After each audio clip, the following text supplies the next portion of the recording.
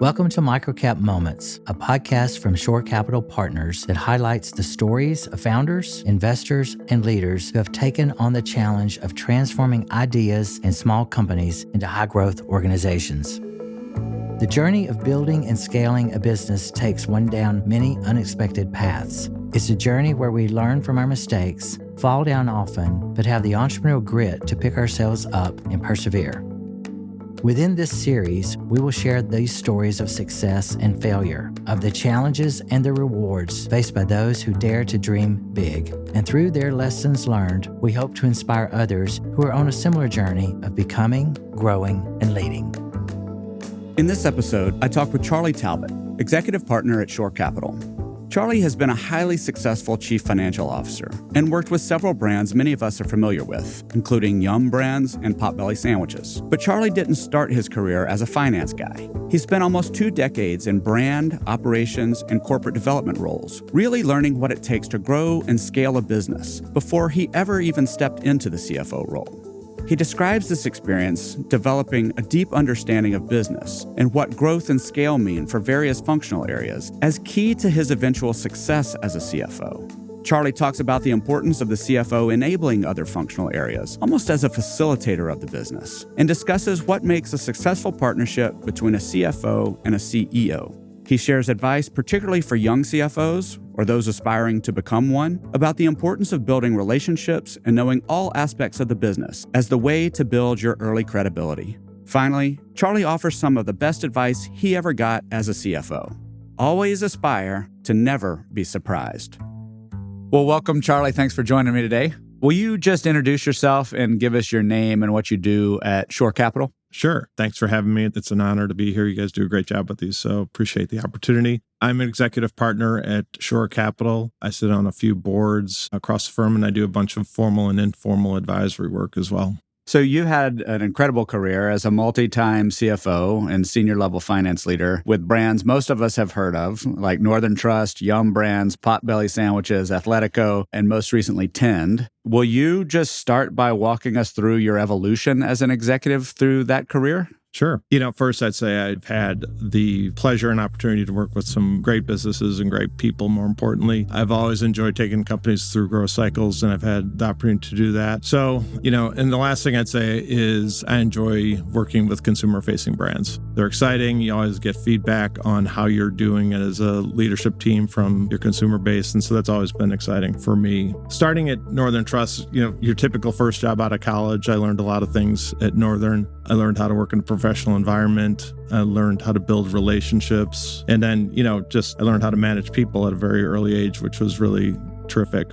The other thing that happened when I was at Northern is that I pursued my MBA at night, which was a lot of work, but it was a really kind of a career changer for me. It set me up to be more in the finance track relative to where I started. So I also started a family around the same time. So while I was at Northern, a lot was going on, very busy, but I got a great foundation from the 10 years that I was at Northern. And when you were there and starting your career, did you know you wanted to be in finance? Was that a path that was clear to you? No, I really not. I mean, I was, my parents were both teachers, so, there wasn't an obvious path there in terms of a role model, but I did have a role model in terms of people development and building character on younger people, so that was always in my genetic DNA. I was a chemistry major going to college, so we had to pivot from that, but, I got into banking and started to learn to love it in terms of working with numbers and working with people and working with businesses in general. So that's kind of how I got down that path. After I finished my MBA, I really wanted to get into an operating company. And so I took the opportunity to go down to Louisville, Kentucky and work with Yum Brands, which was at the time spinning off from PepsiCo. So great DNA, a big business, but acting much like a startup, given that they were starting their journey as an independent company. At Yum, I spent a number of years working in brand leadership roles, worked my way into overall corporate business planning, which gave me a lot of exposure outside of the US where they had a big business, and then worked as the head of strategy for the company. And,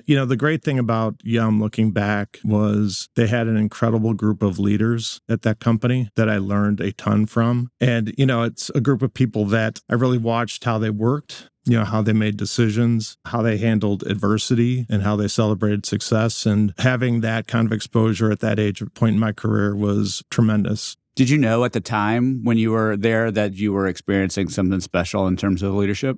I did, and that's why I stayed there 10 years. It was something that I grew to really appreciate, being part of that culture and part of that organization. And so I knew that I was getting a lot of tools in my toolkit by being around those folks. So that was a really important time in my career. What was it about that, if you had to capture a couple of the kind of leadership lessons from that experience, what are a couple of things that stood out to you that made that unique? Yeah, I think the power of culture and the power of putting people first as a mindset on how you run your business. And, that was a giant business, $9 billion of revenue and businesses in 100 countries. And so, they built that culture post spinoff, and it was really powerful. And you could see it, how that impacted the business. I really learned how to operate a business at scale. So the important thing there is that I learned what good looks like. As I think about my future experiences, I look back at that and say I learned a lot during that time about where I needed to go with a business. And then it all goes back to the unit economic model. So that was a real focus of the organization, how to run great operations, how to not compromise on your operational excellence and leadership. And those are things I carried with me throughout my career. And how about what was the transition there from Yum Brands to Potbelly and then Athletico? Yeah. I mean, you sort of continued to find new and compelling companies, or so it seems on paper. Yeah. I think I had a toolkit, right?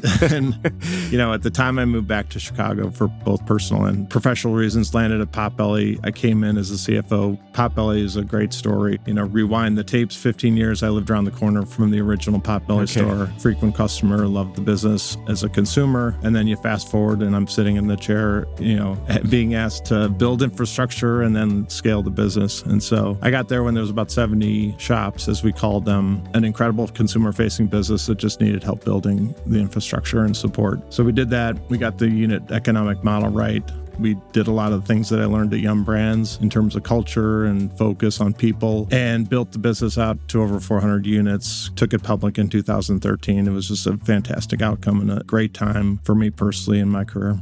Tell us a little bit about the Athletico and 10, and then I want to come back to that first experience as a CFO, because Potbelly was your first in that role, right? Yeah, independent company CFO. So tell us about the move to Athletico and 10, but then let's come back to what that first experience was like in that environment. So a few years after we went public, one of the things that I was always concerned about was I was turning into a quote unquote restaurant guy. Yeah. And so I've always wanted to keep learning, and met the founder of Athletico, who's an incredible human being, and he built a great business. And ultimately he convinced me to leave my public company job and join his 70 clinic physical therapy business outside of Chicago. And I saw what he was trying to do, and he was just bringing private equity money in for the first time. And again, he needed help building the infrastructure and getting it ready for scale and dealing with private equity friends that he had just brought on. So it was a new adventure, a new opportunity for me with a really outstanding brand. And so I ultimately jumped at the opportunity, which was, a great decision looking back. I love that business. We did a transformational acquisition almost immediately after I got there, which took us from roughly 70 clinics in Chicago to over 300. So we bought a business almost 3 times our size and put us in 13 states. And so that gave me a lot of exposure to integration, to quick scale, if you will, and how to pivot towards that. And so anyway, I think we did a terrific job integrating the business. 18 months later, we sold to a large private equity firm. It was a terrific outcome. And the other thing I learned is that about myself and about my ability to play outside of restaurants is so much of what I learned in the restaurant business travels, especially when you're dealing with multi-unit and growth. So that was something that was actually a lot easier than I thought it was going to be.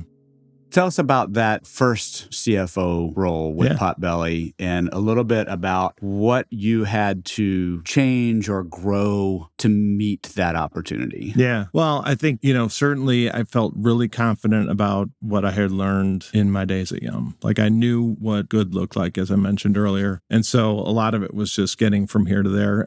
Starts with people. You got to get the right people on the team. And so we spent a lot of time recrafting the team and setting it up for where the business was going. going versus where it had been. And then in terms of just being in the role, in the chair, if you will, one of the things I always prided myself was really understanding the business from a 360 perspective, meaning that I knew operations, I knew marketing, I knew HR. I spent the time understanding how those parts of the business worked. And so, I never was confronted with an issue that seemed foreign to me. Like I always understood sort of what was happening and how it was happening within the context of those functions. So, I worked hard at it, but, I think the main thing was coming and really spending the time to learn the business and being able to contribute beyond my functional role that I had. Is it fair, as I listen to you, I think about it sounds through your experience in strategy and brand roles and, business planning and all of these other things that you were sort of a multi-tool growth business guy that became a CFO, not a finance guy that then figured out how to be a business guy. Does that seem reasonably accurate?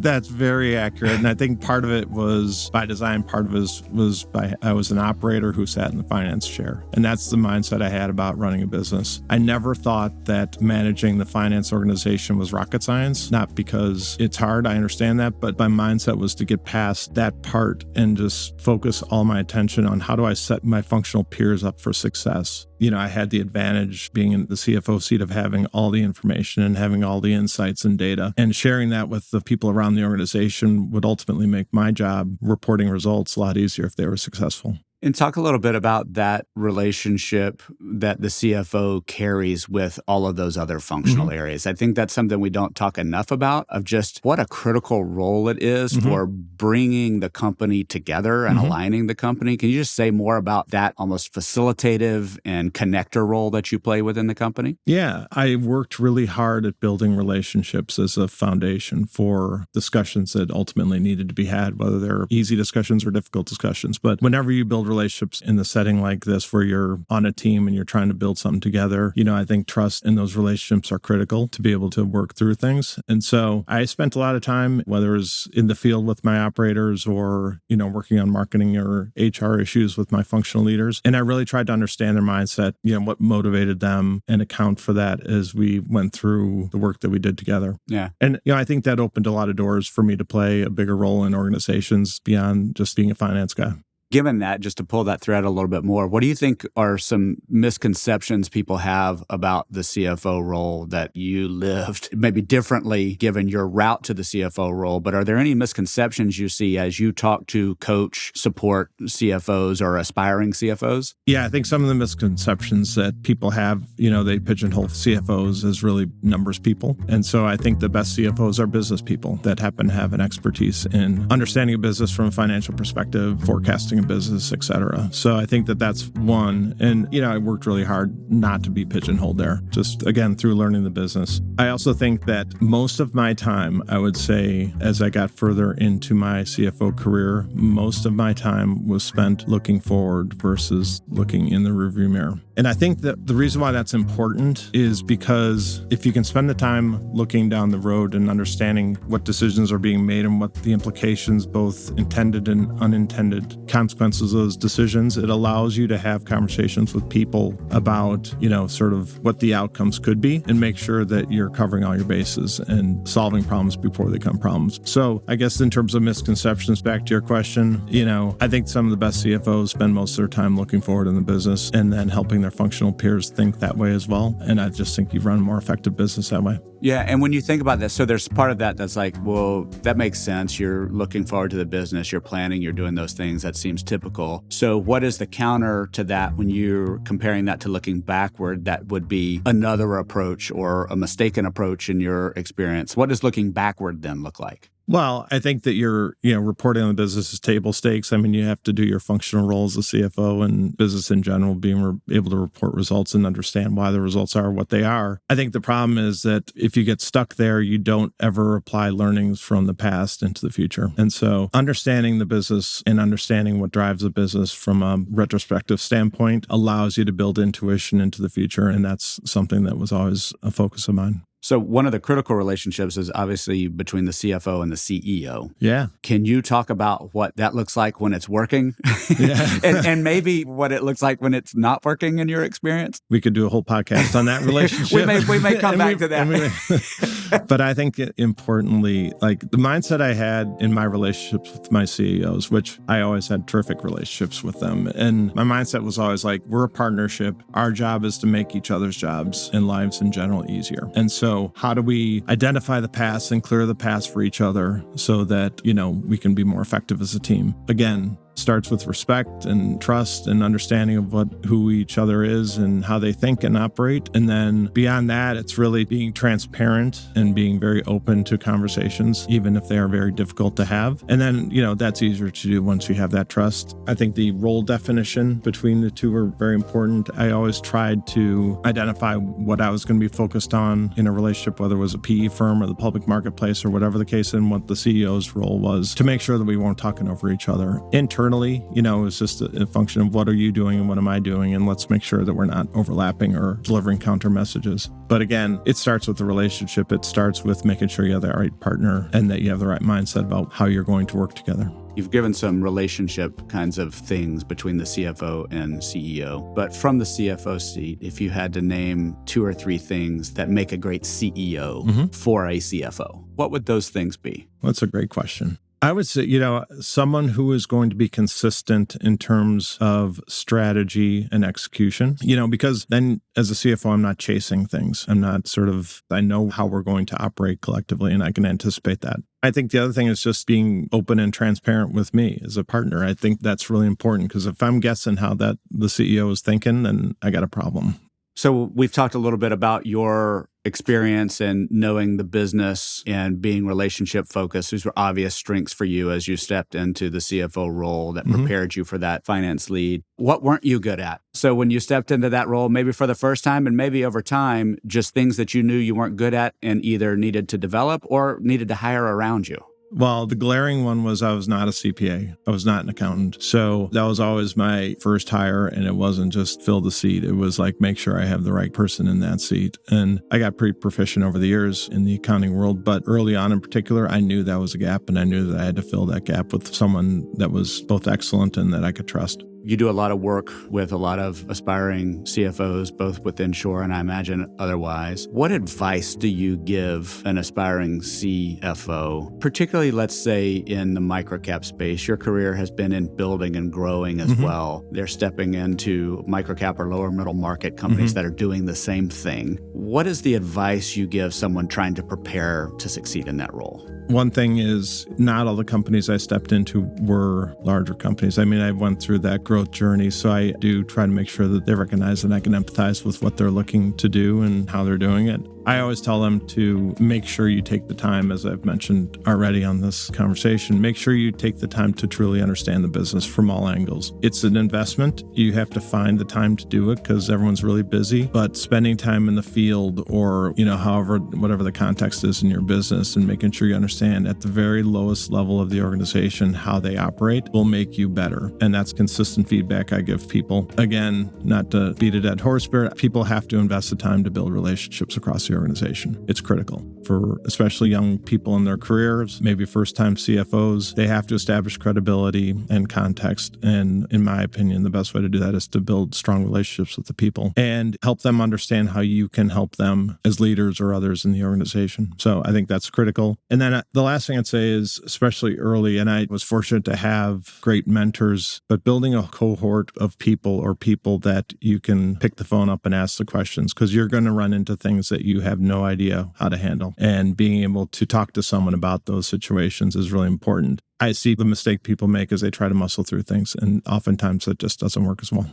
So what are some common things that you see or you get when you're on the other side of that call that people are looking for? Like, okay, what do I do here? Yeah. help, what are some common things you hear on your side of that call? A lot of it is personality driven, or really, things that come up in the course of business and they just don't know how to handle a personality or a situation that seems to be going down a path that they can't seem to get in front of. Yet they know that it's not going to end well, at least in their minds. And so, I think a lot of that, especially early in their career, people are hesitant to step in front of those things, whether it's a tough person to deal with or a tough situation to deal with. But I just encourage them. It's like, this is where you got to practice. This is where you have to lean into those situations and, again, try to understand where the person's coming from and try to navigate that conversation to, if it doesn't work this time, maybe it works the next time. Did you ever have that call from you to somebody else saying help? And if so, what was something that you struggled with that you needed somebody on the other end of the line for?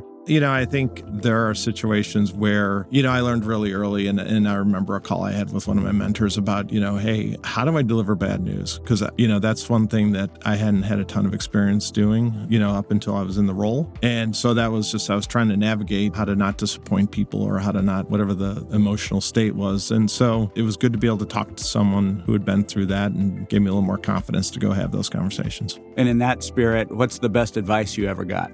Best advice, I would say, especially in the context of being a CFO, is always aspire never to be surprised. So, it changes your mindset around not being reactionary and always thinking about the possible outcomes of what you're doing and what the business is doing and being prepared to deal with those outcomes before they are realized. And I imagine setting expectations with the people around you to don't surprise me. That's the whole point. It's like, again, it's easy for me to sit in my office and think about that stuff. But if I see a range of outcomes, the most important thing I can do is communicate that and work with the team to figure out, if I'm missing something or they're missing something, then how do we work together to make sure that we get the best outcome possible?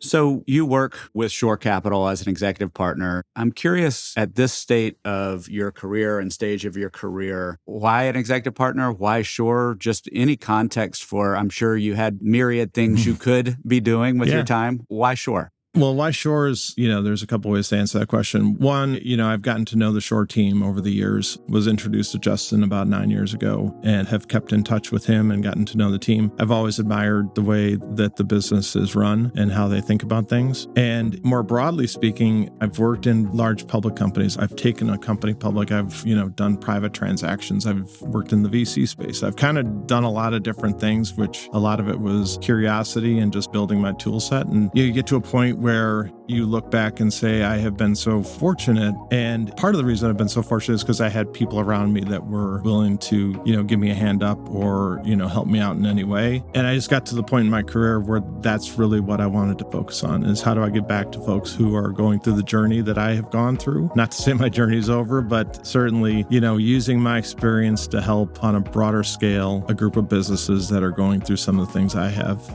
It was so natural to step into this executive partner role because I have gotten to know the people here and I have grown to appreciate how they operate. And they're giving me a platform to do that. So I couldn't be more appreciative of the opportunity. And in that spirit of being clear that your journey isn't over or wrapping up anytime soon, what are you still learning? What are you still growing? What are the things you're still curious about as you do this work and other work that you're involved in? It's fascinating to see all the different platforms that are being built and the different business models and the different people running the businesses. And certainly on the investment side, the Shore side of the table, just how they think about things. It just gives me more and more context to walk into situations where I can be helpful. I understand the players from an operating standpoint as well as from an investment standpoint. I think I can bridge those gaps.